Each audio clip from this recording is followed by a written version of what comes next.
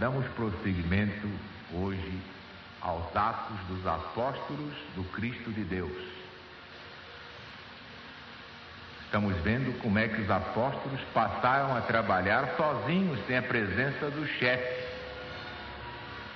Jesus subiu ao céu e disse: eu estarei convosco todos os dias até o fim do mundo. Vamos ver como é que os apóstolos estão saindo da sua tarefa, da sua responsabilidade, sem a presença visível de Jesus. Enquanto Pedro e João falavam ao povo, vieram os sacerdotes, o capitão do templo e os saduceus, que não acreditam na ressurreição, enfadados por ensinarem eles o Evangelho ao povo e anunciarem em Jesus a ressurreição de entre os mortos. Então, os prenderam até o dia seguinte, pois já era chegada a tarde. Muitos, porém, dos que ouviram a palavra do Evangelho, creram. Elevou-se o número dos homens a quase 5.000. Faz lembrar a legião, que começou com um irmão sozinho, né? O irmão operário. Depois vieram 30, depois vieram 300, depois vieram 3.000, depois 30.000, depois 300.000. E um dia todo o Brasil estará no Cristo de Deus, num só rebanho para um só pastor.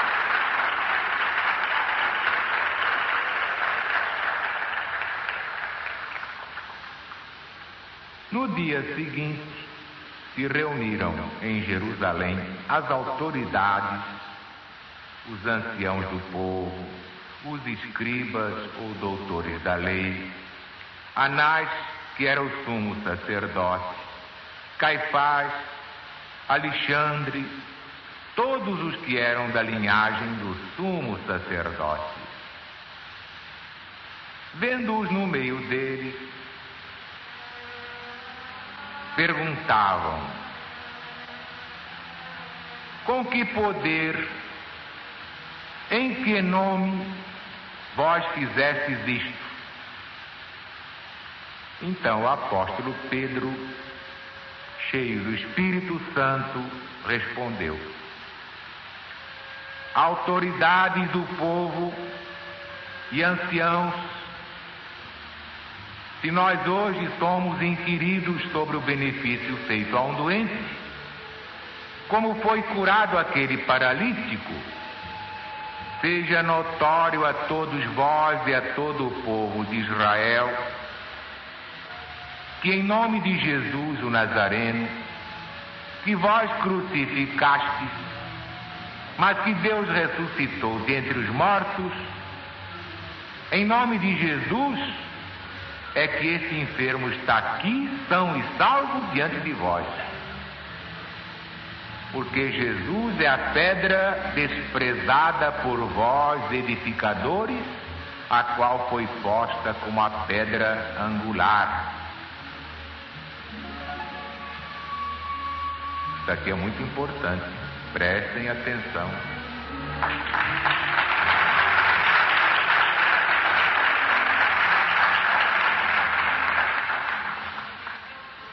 Poderia parecer uma invenção do irmão operário? Não, está aqui escrito.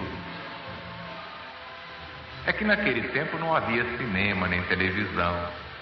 Se houvesse, vocês iam ver a cena. Foi assim: Pedro, teu nome em grego é Kéfas. Kéfas quer dizer pedra, não é? Pois bem, sobre esta pedra, que sou eu mesmo, fez assim com a mão: edificarei a minha igreja. Porque se Jesus fosse edificar a igreja sobre Pedro, afundava tudo há muito tempo.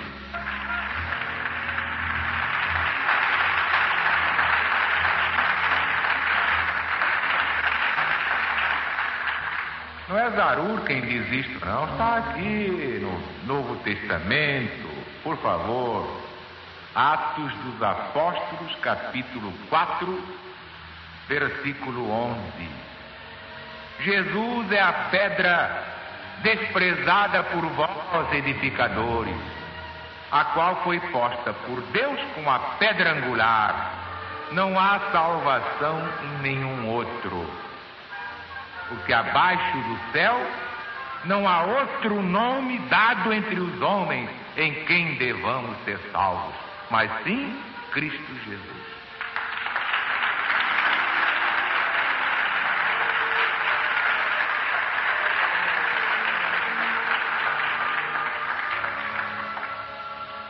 Ora, vendo a intrepidez de Pedro e de João, o discípulo amado, e tendo notado que eram iletrados, indoutos, ficaram maravilhados. Reconheciam que eles haviam estado com Jesus, o Cristo. E vendo com eles o homem que tinha sido curado, que havia sido coxo e não era mais, estava perfeito, nada podiam alegar em contrário. Deus julgai-o vós. Mas nós não podemos deixar de falar das coisas que vimos e ouvimos.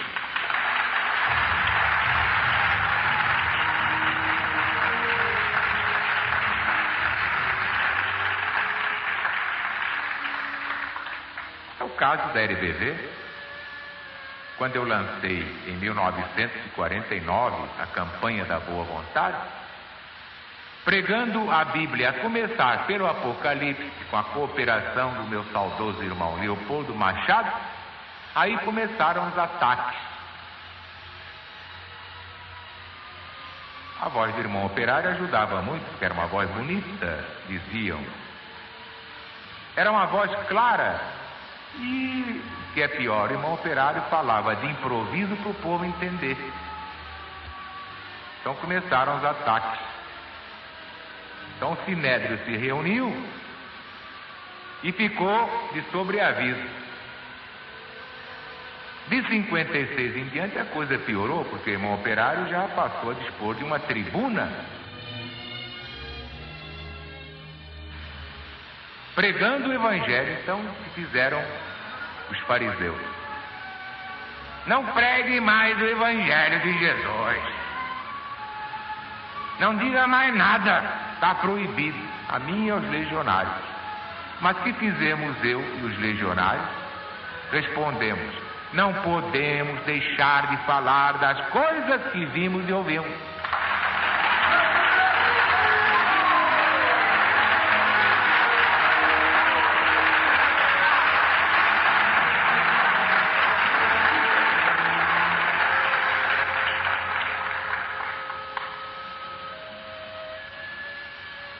É extraordinário. Foram presos Pedro e João porque curaram o paralítico. Essa não.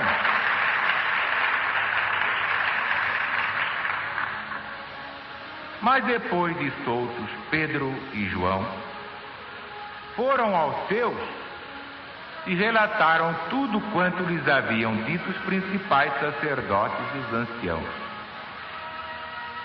Eles, ouvindo isto, levantaram unanimemente a voz ao Senhor Deus, dizendo: ó Senhor, tu que fizeste o céu, a terra, o mar e tudo que neles há, tu que pelo Espírito Santo, por boca do nosso pai Davi, teu servo, disseste: por que se enfureceram os gentios?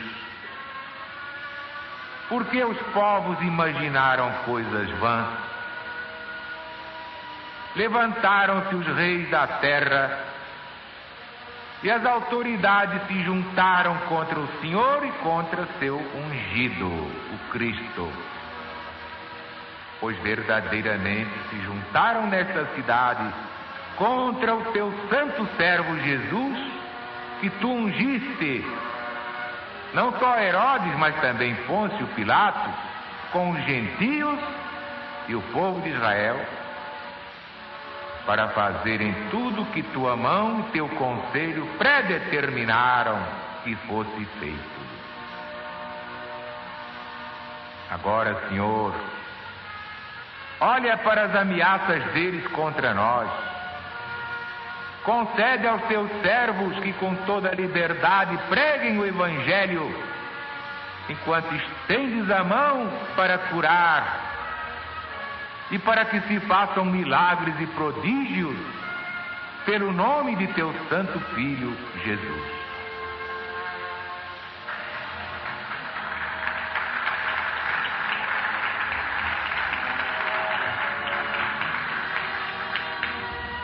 Tendo eles orado, tremeu o lugar onde eles estavam reunidos. Todos ficaram cheios de Espírito Santo e falavam com toda a liberdade, pregando a palavra de Deus, o Evangelho de Jesus. Agora, prestem muita atenção a este final do capítulo 4 dos Atos dos Apóstolos. Prestem muita atenção, já que se fala tanto de reformas. Da comunidade daqueles que creram em Jesus, o coração era um, a alma era uma. Nenhum deles dizia que coisa alguma das que possuía era sua apenas, porque tudo entre eles era comum. Com grande poder, os apóstolos davam seu testemunho da ressurreição do Senhor Jesus, e em todos eles havia graça abundante, pois nenhum necessitado havia mais entre eles. Todos os que possuíam terras ou casas, vendendo-as, traziam o preço do que vendiam. Depositavam o arrecadado aos pés dos apóstolos, e se repartia cada um conforme a sua necessidade.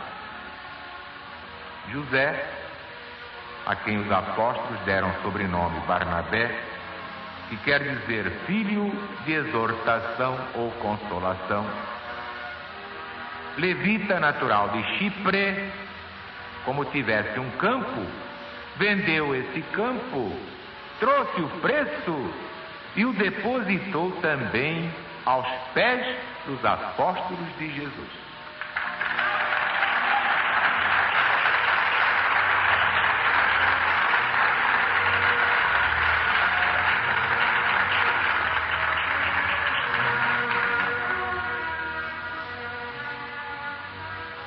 Naturalmente, não interessa a muita gente conhecer o Evangelho, porque quando o indivíduo conhece o Evangelho, realmente se liberta da ignorância espiritual.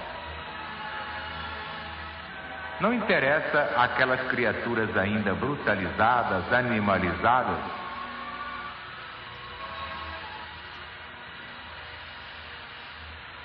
Este conhecimento que é fatal, é perigoso.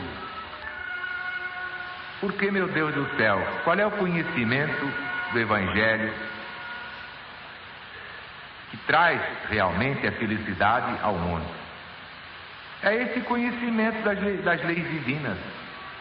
Quando o indivíduo descobre que a sua felicidade depende da felicidade do seu semelhante, ele compreende que se o dinheiro está com ele é porque Deus confiou a ele para ver o que ele vai fazer do dinheiro. Mas qualquer latifundiário, coitado, pensa que aquilo nasceu para ele porque ele é o maior em bestialidade e burrice, em egoísmo, orgulho e vaidade. Deus não proíbe a riqueza exatamente por isso. Ele quer ver o que é que cada um dos seus filhos vai fazer com os bens que Deus confere a cada um dos seus filhos. Conhecereis a verdade, e a verdade vos libertará. Deus não proíbe a riqueza, mas Deus condena que o homem se escravize à riqueza, passa a ser um escravo do bezerro de ouro. Então viva LBV! PDV!